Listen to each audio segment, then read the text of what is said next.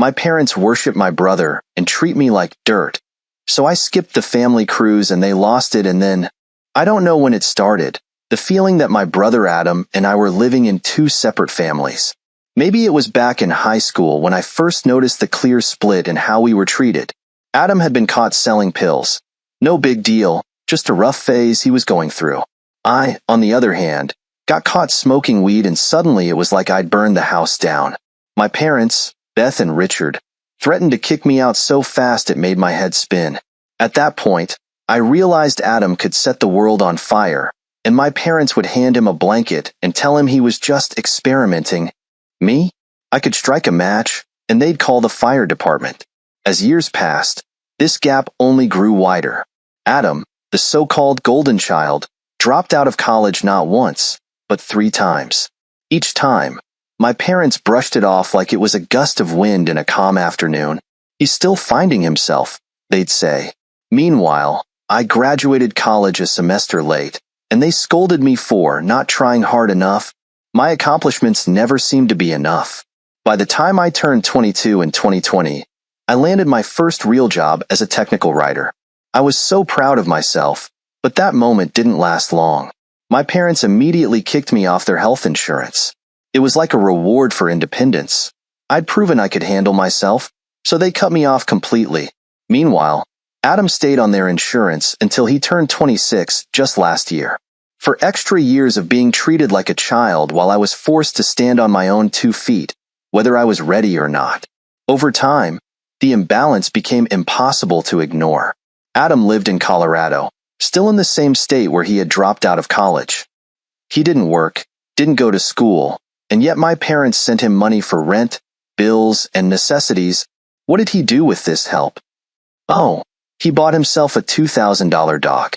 I remember sitting in my small apartment, budgeting for groceries while listening to my mom gush about Adam's new German Shepherd, Max. The worst of it was when I got laid off at 24 in early 2023. The company downsized, and I couldn't afford rent anymore.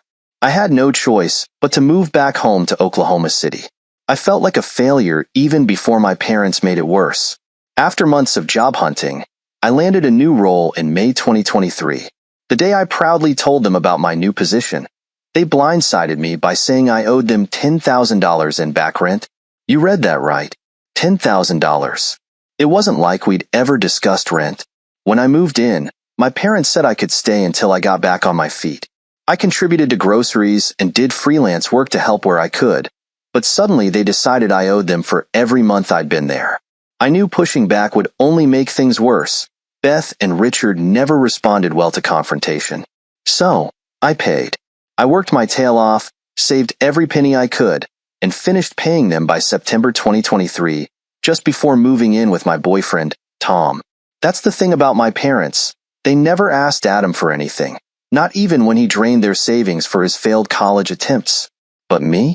The second I had a stable job, they were ready to wring me dry. I can still hear my mom saying, "We're just motivating you to be independent, Sarah." I wanted to scream. I already was independent. I always had been. Then came the final straw, the cruise. It was late September when my parents announced their grand plan for a family vacation.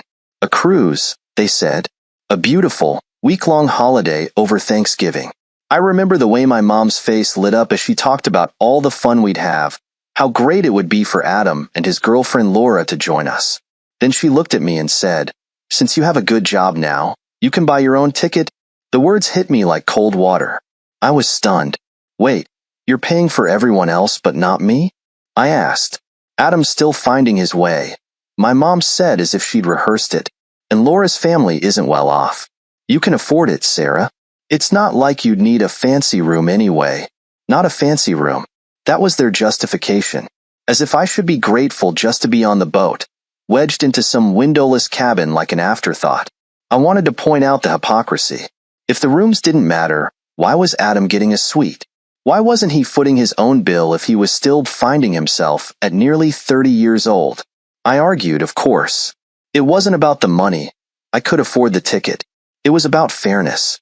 But fairness doesn't exist in my family, not when it comes to Adam. My mom shook her head and said, "Green isn't a good look on you, Sarah. Green. Jealousy." I hate that word more than anything. It's always their go-to, like my frustration is unreasonable, like my feelings are invalid just because I refuse to swallow their blatant favoritism. I walked out of their house that night fuming. Tom, who's been my rock through everything, told me to skip the trip. You don't owe them this, he said. And for the first time, I agreed with him. So, I made a decision. I wasn't going. The weeks leading up to Thanksgiving were filled with silence. My parents assumed I'd change my mind. They always do. They think I'm too weak to stand up to them, too scared to rock the boat. But this time, I let them believe it. I didn't tell them I wasn't coming. I kept quiet while they finalized plans, booked hotel rooms, and talked about all the excursions they'd be doing. It wasn't until the night before the trip that they texted me. Be here by 8 a.m. so we can drive to New Orleans. Don't be late, my dad wrote. I stared at the message, my chest tight. Then I sent my reply. Since you didn't think I was worth the effort to include, I'll be spending Thanksgiving with Tom's family instead. Have a great trip with your favorite child. Then I muted the group chat. For the first time in years, I felt like I had power. Like I was choosing myself over their impossible expectations. Tom's family had invited me to their cabin in Arkansas for Thanksgiving, and I decided to go. I didn't owe my parents anything. Not an apology, not my money, and certainly not my time. When I told Tom about the text, he smiled and kissed my forehead. Good for you, he said. I wish I could say it felt good. It didn't, not yet, anyway. There's something about standing up to your parents that leaves a pit in your stomach, even when you know you're right. But I was so tired of being their afterthought. I was done being second place. The morning of the cruise was quiet in my apartment. A strange stillness settled over everything, like the calm before a storm. I sipped my coffee, staring at my muted phone. I knew they'd start messaging soon, asking where I was, reminding me that the car was leaving in half an hour. I half expected my dad to call and ask if I needed gas money for the drive.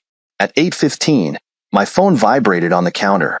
I let it buzz, watching it light up like a firefly against the granite. Where are you? It's past 8. We're waiting. I could almost hear my mom's impatient sigh, see her glancing at the clock, shaking her head. By 8:30, my dad had joined in with his usual no-nonsense tone. Sarah, we are leaving for the port in 10 minutes. You need to hurry up. I'd spent years jumping through their hoops, scrambling to meet expectations they didn't hold for Adam. I could picture my brother, carefree and smiling, half asleep in the back seat of the car. He probably didn't even know or care that I wasn't coming. Tom walked into the kitchen, rubbing the sleep from his eyes. They text you yet? He asked, pouring himself a cup of coffee. Of course they did, I said. They'll figure it out soon enough. He gave me a look, the one that said I'm proud of you, but I know this is hard. And it was. As much as I wanted to feel triumphant, I couldn't. My chest was heavy, like someone had pressed a brick against my heart. Do you think I'm being petty? I asked him suddenly. He sat down across from me, his voice calm and steady. Sarah, they made this choice. You're just showing them what it feels like to be left out. But they're my parents. I shouldn't. Stop. Tom leaned forward, resting his elbows on the table. Your parents treat Adam like he walks on water and act like you're a burden. You've been over backward for them your whole life. You are not being petty. You're setting a boundary. I nodded, though the ache in my stomach refused to go away. The group chat started buzzing again, their texts growing more frantic. Finally, I picked up my phone, typed a single message, and hit send. Since you didn't put in the effort to include me, I will be attending Thanksgiving with Tom's family instead. Have a great trip with your favorite child. Then I muted the chat and put the phone face down on the table. Tom smiled faintly. You're allowed to put yourself first, Sarah. I just hoped it would start to feel like it. That afternoon, we packed up Tom's car for the drive to his family's cabin. His mom, Linda, had invited me months ago, almost as an afterthought. If you're free for Thanksgiving, we'd love to have you join us, she had said over the phone. At the time, I brushed it off, assuming I'd be with my own family. It felt strange now, like the universe had known all along. As we drove through winding back roads toward the cabin, I felt the tension in my chest begin to ease. The landscape opened up around us, the bare trees of late November reaching for the pale sky like bony fingers. I stared out the window, letting the silence wrap around me like a blanket. "Are you okay?" Tom asked after a while. "I will be," I said softly. I didn't know if that was the truth, but I wanted it to be. Tom's family welcomed us with open arms. As soon as we pulled into the driveway, his mom stepped out onto the porch with a bright smile and a wave. Linda was one of those people who made you feel at ease the moment you met her, like a warm fire on a freezing night. "Sarah," she called, coming down the steps to hug me. "I'm so glad you're here." I smiled, hugging her back. "Thank you for having me." "Of course. We're thrilled to have you join us." "Tom, grab her bags and get inside before you both freeze." The cabin was cozy, the smell of roasting turkey and freshly baked pies hanging in the air like a comforting memory. Tom's dad, Paul, was in the kitchen, basting the turkey while Tom's younger cousins ran circles around the living room. I couldn't remember the last time I'd walked into a family gathering and felt welcome, like I belonged. Linda handed me a glass of wine and smiled warmly. "Your family here, Sarah. Relax and enjoy yourself." It was the simplest thing, but it nearly brought tears to my eyes. The next day, Thanksgiving morning, Tom and I woke up early to help with preparations. His mom put us in charge of setting the table while she and Paul tackled the cooking. The house buzzed with energy, laughter, music, the clatter of dishes. It was chaotic in the best way, like a scene from a movie I'd always wanted to be part of. As Tom folded napkins into neat triangles, I caught myself smiling. "What?" he asked, grinning at me. "Nothing," I said. "It's just nice being here." He reached over and squeezed my hand. "You deserve this, Sarah." After dinner, we headed outside to play cornhole with Tom's cousins. I was terrible, of course. My aim was as accurate as a blindfolded toddler throwing darts, but nobody cared.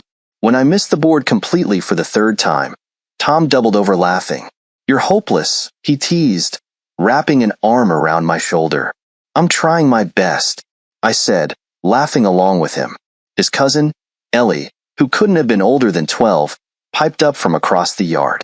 "You're doing great, Sarah. My mom says it's about having fun, not winning." I smiled. "I'll take it." That evening, we sat around the fire pit, wrapped in blankets and sipping hot cocoa. Linda passed around marshmallows for roasting, and I watched the flames dance in front of me, feeling more at peace than I had in years. Tom's family treated me like one of their own. Nobody questioned my place here or made me feel like an outsider. For once, I didn't feel like I had to prove myself to anyone. Toward the end of the night, as we sat staring at the glowing embers, Linda turned to me with a soft smile. "Sarah, I know this is ultimately up to Tom, but I hope you'll join our family for real someday." Her words caught me off guard, and my cheeks flushed with warmth. "I would be honored," I said softly, and I meant it. That night, as Tom and I lay in bed, I stared up at the ceiling, feeling lighter than I had in a long time. "Thank you for bringing me here," I whispered.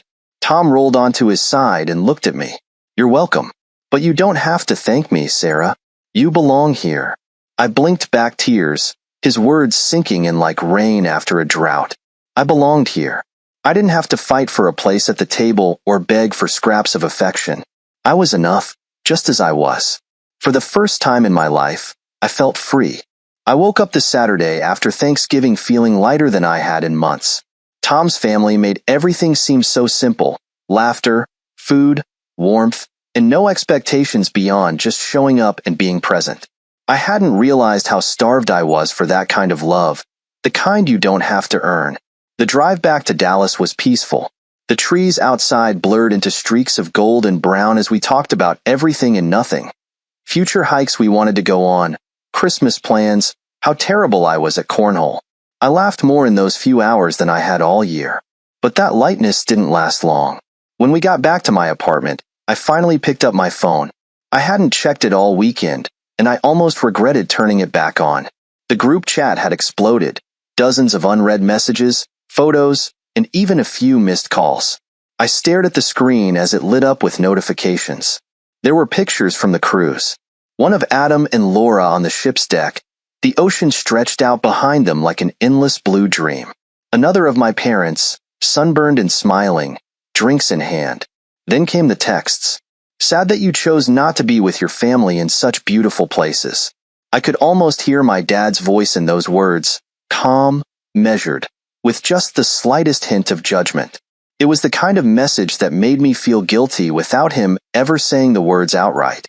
I scrolled further and found a text from my mom. You should have been there. I hope you realize what you missed out on. What I missed out on? I thought. What about what they missed? What about how they had treated me like I didn't matter enough to include in the first place? I sat on the edge of the couch, my face hot as I reread the messages, over and over again. Tom noticed immediately. He sat down next to me, wrapping his arm around my shoulders. What did they say? I held up the phone so he could see. Same old story, I said quietly. I should feel bad for missing out, not the other way around. Tom sighed. You don't have to justify your choices to them, Sarah. I know, I said, though I didn't really feel like I knew anything. My mom's name lit up my phone a few minutes later. I thought about ignoring the call, but a small part of me, the part that still craved their approval, picked up. Where were you? She said immediately. Her voice wasn't angry, but it wasn't soft either. It was sharp, like a question with only one acceptable answer. I told you, I replied, trying to keep my voice steady. I spent the holiday with Tom's family. You could have told us sooner, Sarah, she said. Do you know how cruel it was for you to let us believe you were coming and then just not show up? I closed my eyes, trying to keep my frustration from bubbling over. Mom, you told me to buy my own ticket. You didn't make me feel like I was part of the plan. Her tone turned defensive. We told you because you can afford it. It's not like you're struggling, Sarah. Adam and Laura needed the help. And I didn't? I asked. My voice was shaking now, even though I hated that it was. Mom, I've spent my whole life having to earn everything. You've handed Adam everything on a silver platter, and I'm the one who gets called ungrateful. That's not fair, Sarah, she snapped. Adam needs help right now. You've always been independent. You don't understand how hard it is for him. I felt like she had slapped me. The old, familiar frustration clawed its way up my throat, but I swallowed it down. I'm independent because you never gave me a choice, I said quietly. There was a long silence on her end. Finally, she said, I'm not going to apologize for raising a strong daughter. You should be grateful for everything we've done for you. Grateful. That word was like sandpaper on my skin. I had spent my entire life being grateful for scraps of love, for expectations I could never meet, for family vacations I wasn't invited to unless I paid my own way. I couldn't hold it in any longer. I guess I'll just leave you alone, I said, since I'll never be enough for this family anyway. I hung up before she could respond, and the tears finally spilled over. I buried my face in my hands, my whole body shaking. Tom was there instantly, sitting next to me and pulling me into his arms. It's okay, he whispered. You're okay. But I didn't feel okay. It didn't matter how many times Tom told me I was enough. There was a hole in my chest that only my parents could fill, and I knew they never would. I spent the rest of the evening curled up on the couch with Tom, a pint of ice cream between us. We watched old movies, trying to distract ourselves from the heaviness of it all. I let myself laugh when Tom quoted the cheesy dialogue, though the tears kept threatening to return. By the time I went to bed, I felt empty. The next morning, I woke up early for work. My phone was silent, no texts, no missed calls. My parents had gone quiet, which was somehow worse than their anger. I had a feeling they were waiting for me to apologize, to admit that I had overreacted, just like I always had before. But this time, I wasn't going to. At work, I threw myself into my tasks, using the distraction to keep from thinking about everything that had happened. I edited technical manuals, sent emails, and pretended like nothing was wrong. My coworkers asked about my Thanksgiving, and I gave them the same answer every time. It was nice. I spent it with Tom's family. I didn't tell them about the fight with my parents. I didn't tell them about the photos, or the texts, or the phone call that ended with me crying on the couch. Because the truth was, I was ashamed. Ashamed of how badly I still wanted their approval, even after everything they had put me through. That night, Tom and I sat on the balcony of my apartment, watching the city lights blink in the distance. I don't know why it's so hard, I said finally. Because they're your parents, Tom replied. You want them to love you the way you deserve. That's not a bad thing, Sarah. But what if they never will? I whispered. Tom was quiet for a moment before he said, "Then maybe you have to stop asking for it." His words hit me like a punch to the gut, because I knew he was right. I had spent my entire life begging for something my parents weren't capable of giving me. Maybe it was time to stop, but I wasn't ready yet. The next morning, I woke up to a text from my mom. "We need to talk before Christmas. Let us know when you're free." I stared at the message for a long time before putting my phone back down. Christmas. I knew what that meant. They didn't want to explain my absence to the rest of the family. They'd want me to play nice, smile for pictures, and pretend like nothing had happened. But I wasn't sure if I could do that anymore. The weeks leading up to Christmas felt heavier than I expected. My mom's text about needing to talk lingered in the back of my mind like a weight I couldn't put down. I ignored it at first, hoping they'd just let it go, but I knew my parents. They weren't the kind of people who could stand unresolved tension, especially if it meant they might look bad in front of the rest of the family. By mid-December, I hadn't replied, and the messages started coming in again. This time, my dad joined in. "We can't just leave things like this, Sarah. Family means something. Let us know when we can talk. Family means something." I sat with those words for a while, repeating them in my head like a broken record. What did family mean to them? Did it mean unconditional love, like what I felt from Tom and his parents? Or did it mean the kind of loyalty where I was expected to keep my mouth shut and play the role they had chosen for me? Tom noticed I was quieter than usual. He was gentle about it, though, never pushing me to talk when I wasn't ready. One night, we were sitting on the couch, his arm draped over my shoulders, while we watched some crime drama that neither of us were really paying attention to. "They still messaging you?" he asked softly. "Yeah," I said. "They want to talk before Christmas. Are you going to?" I hesitated. "I don't know. I mean, what's the point? I'll say my piece, they'll deny everything, and then they'll call me ungrateful again. I'm tired of it." Tom kissed the top of my head. "You don't have to do anything you don't want to do, Sarah. That's the problem," I said. "I don't know what I want." A few days later, my phone rang while I was on my lunch break at work. It was my mom. I stared at the screen for a moment before picking up. I wasn't in the mood to talk, but I also knew avoiding her forever wasn't realistic. "Hi, Mom," I said. Sarah. Her voice was softer than I expected. She always started out this way, like she was trying to lull me into some false sense of comfort. "How are you?" "I'm fine," I said flatly. "What's going on?" "We need to fix this," she said. "It's not right for us to go into Christmas with all this tension. Your father and I want the whole family together, including you." I bit the inside of my cheek. "So it's about Christmas. You don't want to have to explain to everyone why I'm not there, right?" She sighed, and I could picture her shaking her head like I was being unreasonable. "Sarah, that's not fair. We want you there because you're part of the family." I didn't answer. I wanted to ask why being part of the family only seemed to apply when it was convenient for them. I wanted to scream about how hurt I'd been for years, but I knew it wouldn't matter. I tried before. Mom continued, her voice tinged with frustration now. "Can't you just let this go? It's Christmas. I don't understand why you always have to hold on to things like this." "Because it's not fair, Mom," I said. I couldn't stop the words from tumbling out. "You and Dad act like Adam deserves the world and I deserve nothing. You've never treated us the same, and I'm sick of it." She let out a sharp breath. "We have always treated you fairly, Sarah." "No, you haven't," I snapped. "You've paid for everything for Adam his entire life. His rent, his flights, his mistakes.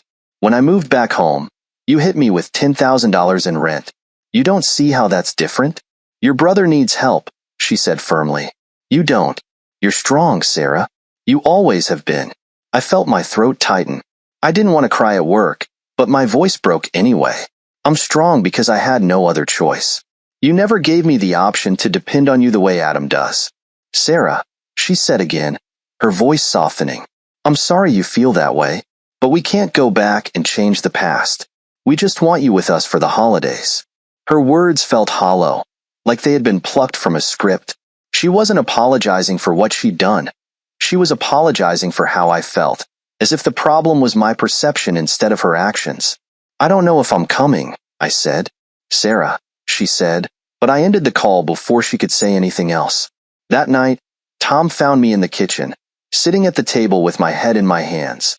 I had been replaying the conversation with my mom over and over in my mind, picking apart every word, every tone, every silence. What happened? Tom asked gently, pulling out a chair to sit across from me. They want me to come for Christmas, I said. She didn't apologize, though. Not really. It's like they don't even understand what they've done. Tom sighed, reaching for my hand. Do you want to go? I shook my head. I don't know. I mean, part of me wants to. It's Christmas. I don't want to lose my whole family. But it hurts to keep pretending nothing's wrong. He finished for me. Yeah, I said softly. Tom squeezed my hand. Then don't go, Sarah. You don't have to keep putting yourself in situations that hurt you. But if I don't go, they'll tell everyone I'm being selfish, I said. They'll make it sound like I'm the problem. My mom knows how to twist things, so it looks like I'm the bad guy. Tom was quiet for a moment, like he was trying to figure out the right words.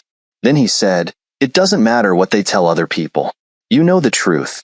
As Christmas got closer, I felt the pressure mounting. My mom called twice more, leaving voicemails that all sounded the same. She wanted to smooth things over. She wanted the family to be together. She wanted me to stop holding on to the past. I didn't call her back. The day before Christmas Eve, my dad finally sent a message. This has gone on long enough, Sarah. You're coming to Christmas. We'll talk it out like adults, and then we'll move forward. It wasn't a request. It was an order. I stared at the message for a long time before I deleted it.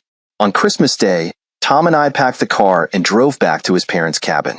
Linda greeted us with a warm hug and a plate of cookies, like she had been waiting for us all morning. I'm so glad you're here, she said, squeezing my arm. I smiled, but it didn't reach my eyes. The truth was, I felt guilty. Guilty for not being with my parents, even though I knew they would spend the day pretending everything was perfect.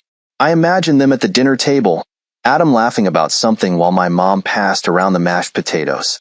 I wondered if they would tell everyone I was too busy to come, or if they would say I was just being difficult again. Tom must have noticed I was lost in thought, because he leaned down and whispered, Hey, you don't have to feel bad about choosing yourself. I know, I said quietly. That afternoon, we sat by the fire and opened presents with his family. Linda gave me a handmade scarf, the softest thing I had ever felt, and Tom's dad handed me a mug that said, You're part of the family whether you like it or not. Everyone laughed, but I nearly cried. For the first time in my life, I realized what Christmas could feel like. Warm, easy, free of tension. Nobody was walking on eggshells. Nobody was keeping score. It was love, simple and unconditional. I looked over at Tom and smiled. Maybe this was what family was supposed to feel like. Christmas passed quietly, and for once, I didn't feel like I was tiptoeing through a minefield. Tom's family made the holiday feel effortless, with no harsh words, no strained smiles, and no passive-aggressive comments to ruin the mood.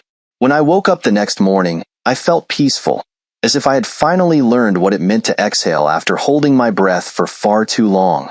But that peace didn't last forever.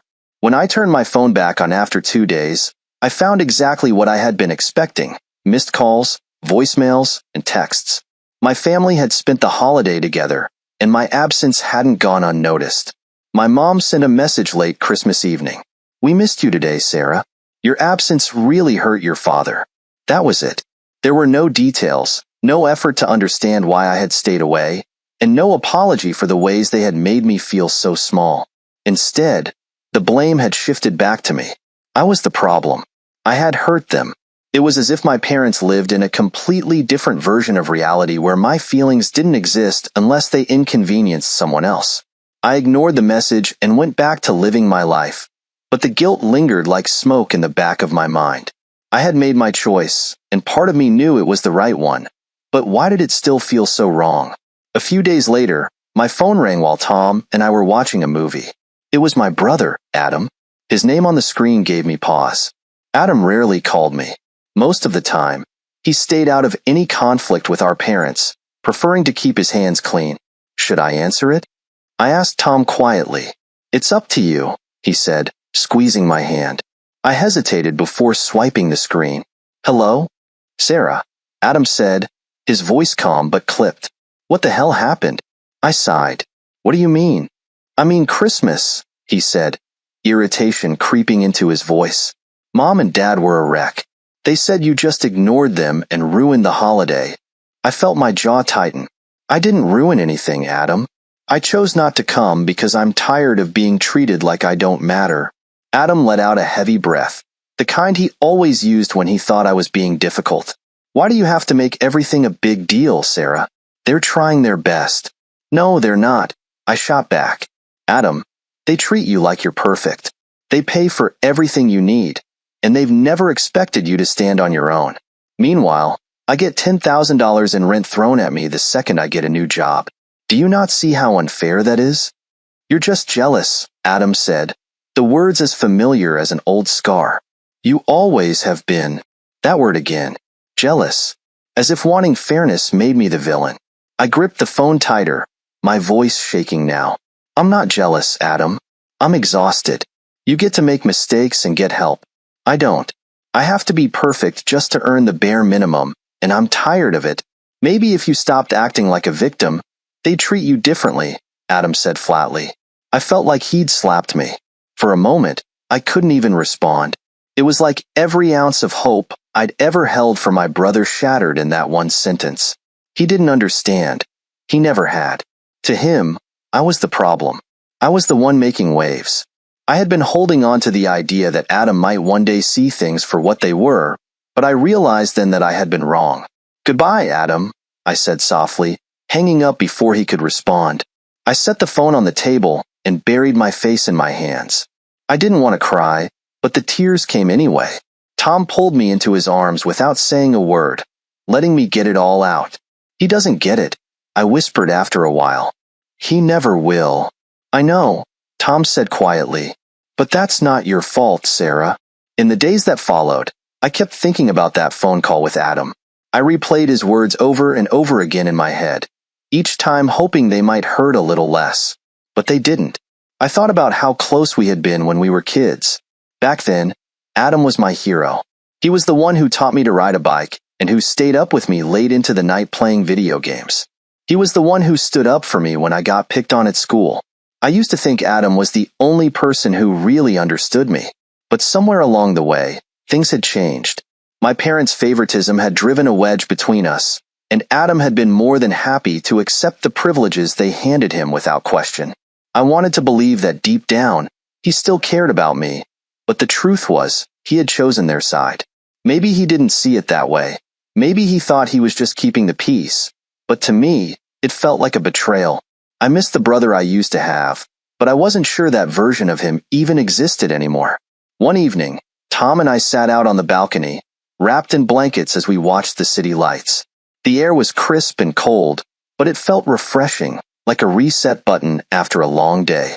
I've been thinking, I said quietly. Tom looked over at me. About what? About cutting contact with them, I said. The words felt heavy, but saying them out loud also felt freeing. I mean, not completely. Not yet. But maybe I need to put some real distance between us. I need a break from all of this. Tom nodded. You don't have to explain it to me, Sarah. I think it's the right move. I feel guilty, I admitted. They're still my family. And if I walk away, they'll tell everyone I'm the problem. I don't want to lose the rest of my family, too. Tom reached over and took my hand. Sarah, you can't control what they say about you. You can't change the way they see things. But you don't deserve to keep putting yourself through this just to make them happy. I swallowed hard, staring out at the skyline. I don't know if I'm strong enough to do it. You are, Tom said firmly. You've been strong your whole life, Sarah. But this time, you're being strong for yourself. That's different. I let his words sink in. Maybe he was right. For years, I had tried to prove myself to my parents, bending over backward to earn their love and approval. But no matter how hard I tried, it was never enough. Maybe it was time to stop trying. Maybe it was time to choose myself instead. That night, I sat down and wrote a message to my parents. Mom, Dad, I need some space for a while. I love you both, but I can't keep pretending that everything is fine when it isn't. I'm tired of feeling like I don't matter. I'm tired of being compared to Adam. I need time to figure out what kind of relationship I want with you, and until then, I need to step back. I hope you can understand. I stared at the message for a long time before I hit send. When I finally did, I felt a strange sense of relief, like I had let go of something I'd been holding onto for too long. Tom sat beside me, his hand on my knee. How do you feel? Scared, I said honestly, but also lighter. That's a good start, he said with a smile. And for the first time in years, I believed him.